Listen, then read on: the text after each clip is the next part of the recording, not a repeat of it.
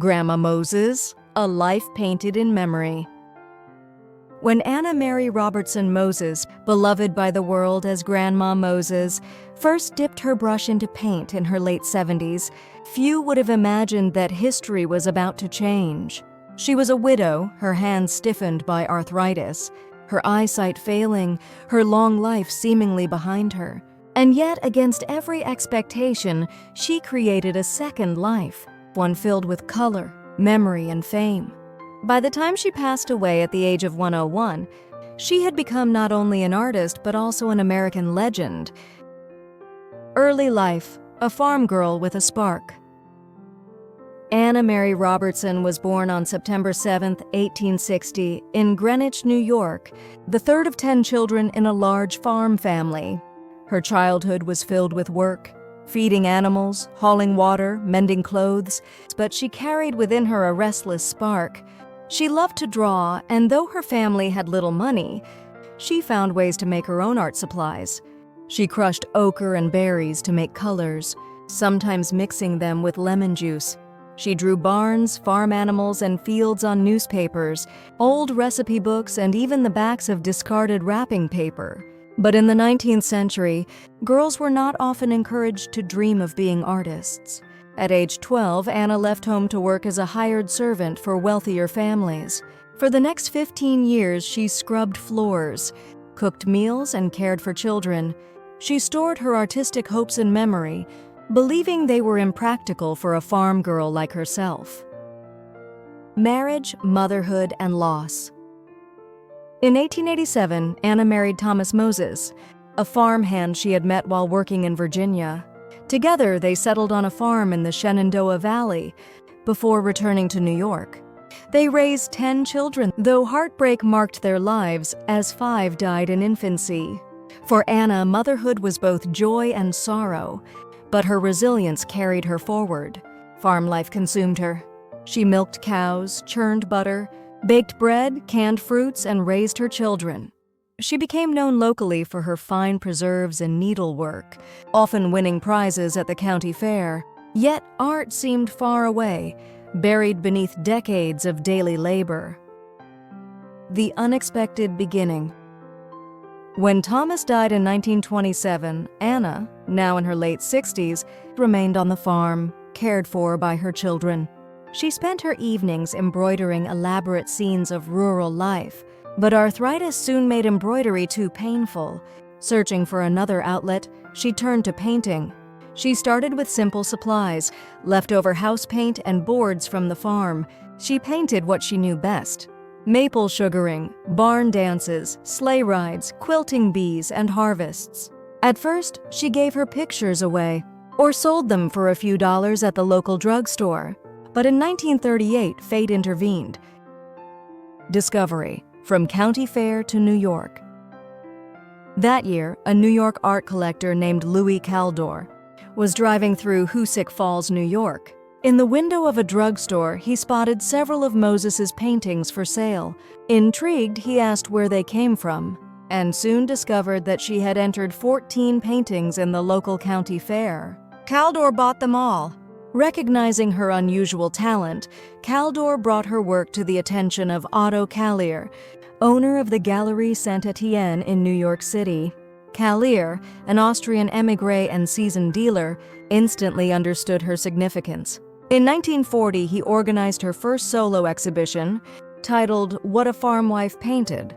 Callier became her lifelong dealer, promoting her work tirelessly, writing the first catalog raisonné of her paintings, and establishing her reputation as one of the most celebrated American folk artists.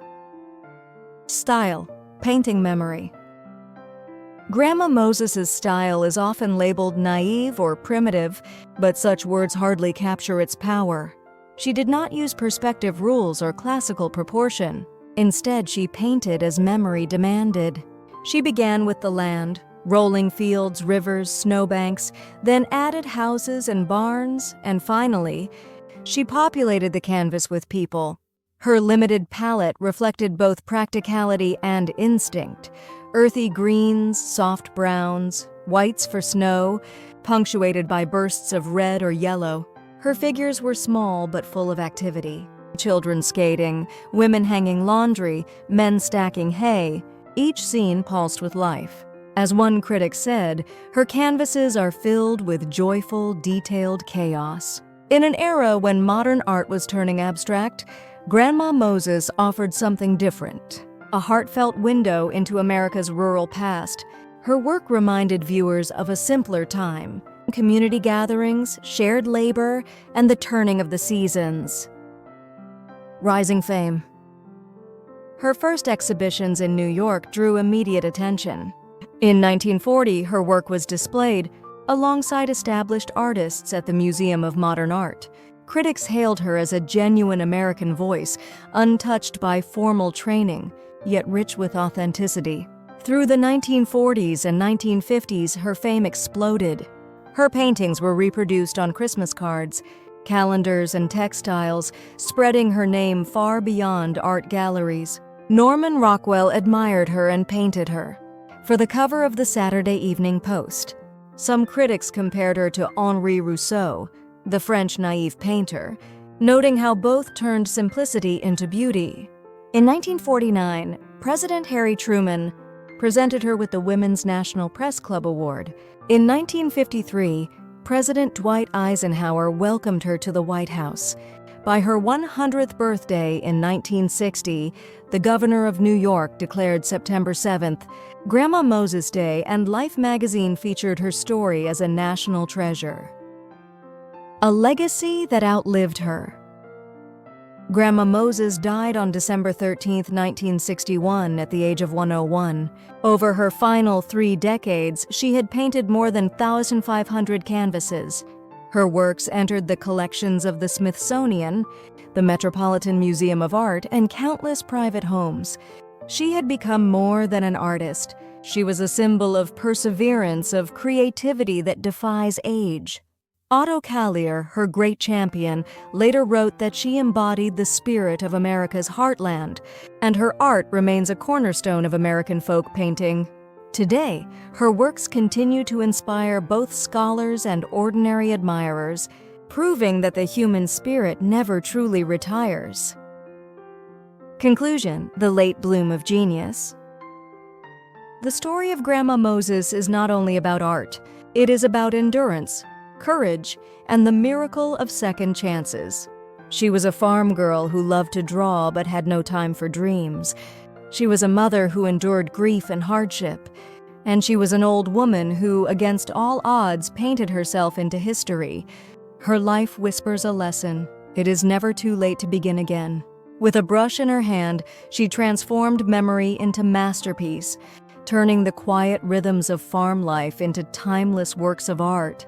She showed the world that beauty does not belong only to the young, nor genius only to the trained. Sometimes the truest voices emerge from unexpected places, like a grandmother painting by the kitchen window, filling her world with color. It's time to study new words in context. 1. Stiffened. Definition: became hard, rigid, or less flexible. Example: her fingers stiffened in the cold, making it hard to move them. 2. Seemingly. Definition: appearing to be true, even if it may not be. Example: he was seemingly calm, but inside he felt very nervous. 3. With a spark. Definition: showing a sudden sign of energy, creativity, or talent. Example: the shy student spoke with a spark of confidence that surprised everyone. 4. Hauling. Definition: pulling or carrying something heavy with effort. Example: the farmer was hauling buckets of water from the well.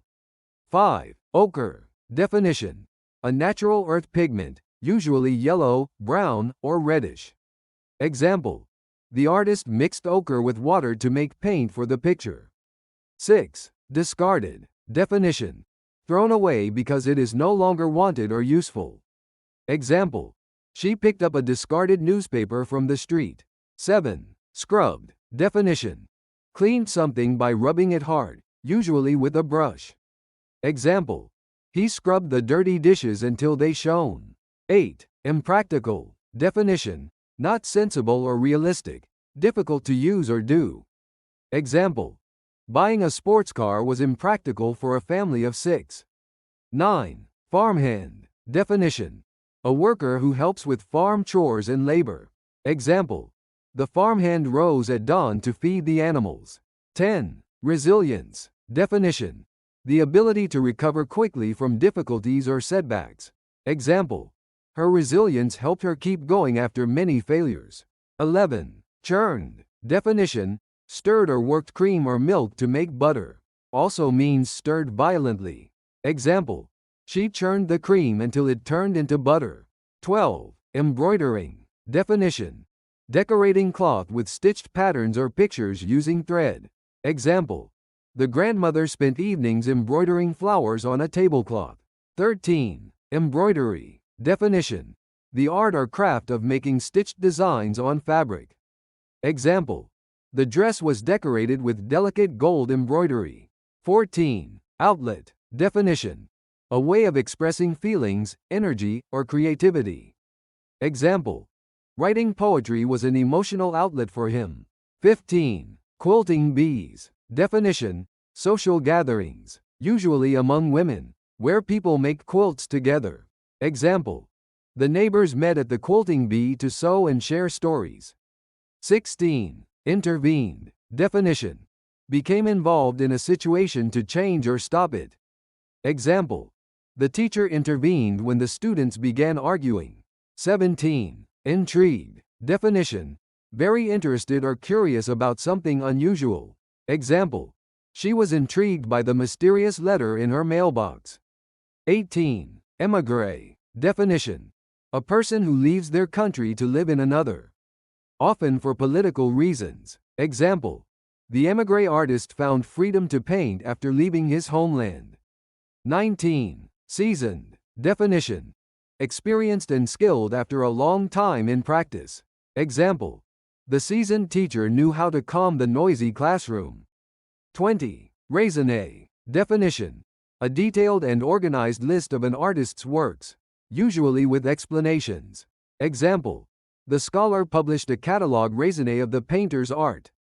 21. Perspective rules. Definition: artistic guidelines for creating the illusion of depth and distance in a picture. Example: beginners often ignore perspective rules, making objects look flat. 22. Classical proportion. Definition: traditional standards of balance and measurement in art, especially for the human body.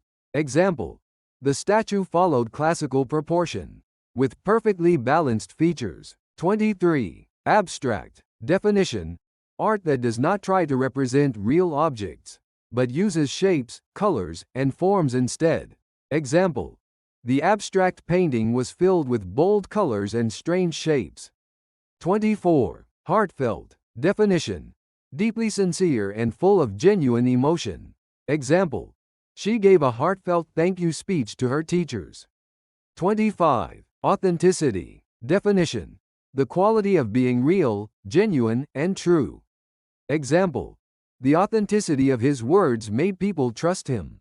26. Naive art. Definition: a simple style of art made without formal training, often childlike but expressive. Example: the museum displayed naive art painted by self-taught artists.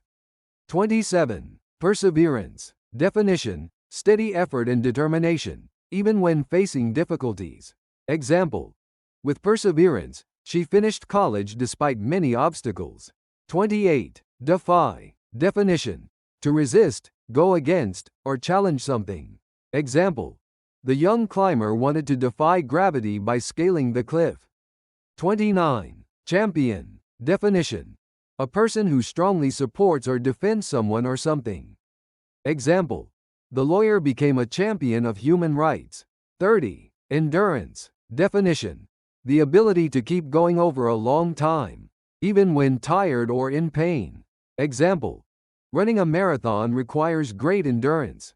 31. Shared labor. Definition: work that is done together by a group of people, often to help each other, or to complete a large task. Example: harvest time was easier because of the shared labor of family and neighbors. Comprehension questions. 1. When and where was Grandma Moses born? Answer: she was born on September 7, 1860, in Greenwich, New York. 2. What was Grandma Moses' birth name? Answer: her birth name was Anna Mary Robertson. 3. What materials did she use as a child to make colors for drawing? Answer: she used ground-up ochre, berries, and lemon juice to make colors. 4. On what kinds of surfaces did she draw during her childhood? Answer: she drew on newspapers, old recipe books, and scraps of discarded wrapping paper. 5. How old was she when she left home to work as a hired girl? Answer: she was 12 years old. 6. How many children did Grandma Moses have, and how many survived past infancy? Answer: she had 10 children, but only 5 survived past infancy. 7. What hobby did she practice before arthritis forced her to stop, leading her to paint instead? Answer: she practiced embroidery, creating elaborate stitched scenes. 8. Who was the art collector that first noticed and bought her work at the county fair? Answer: Louis Caldor. 9. How many paintings did Caldor buy from her at that time? Answer: he bought all 14 paintings she had entered in the fair. 10. Who was the art dealer that became her true champion and lifelong representative? Answer: Otto Kaller, owner of the Gallery Saint Etienne in New York City. 11. What was the title of Grandma Moses' first solo exhibition, and in what year did it open? Answer: What a Farm Wife Painted in 1940. 12. How would you describe Grandma Moses' painting style? Answer: it was naive or folk art, often without strict perspective, using a limited palette, and based on memory rather than formal technique. 13. What kinds of scenes did she most often paint? Answer: rural American life, such as harvests, barn dances, maple sugaring, quilting bees, and winter activities like sledding and skating. 14. Which famous American artist admired her and even painted her for the Saturday Evening Post? Answer: Norman Rockwell. 15. About how many paintings did Grandma Moses complete during her career, and at what age did she die? Answer: she created over 1,500 paintings and died at the age of 101 in 1961.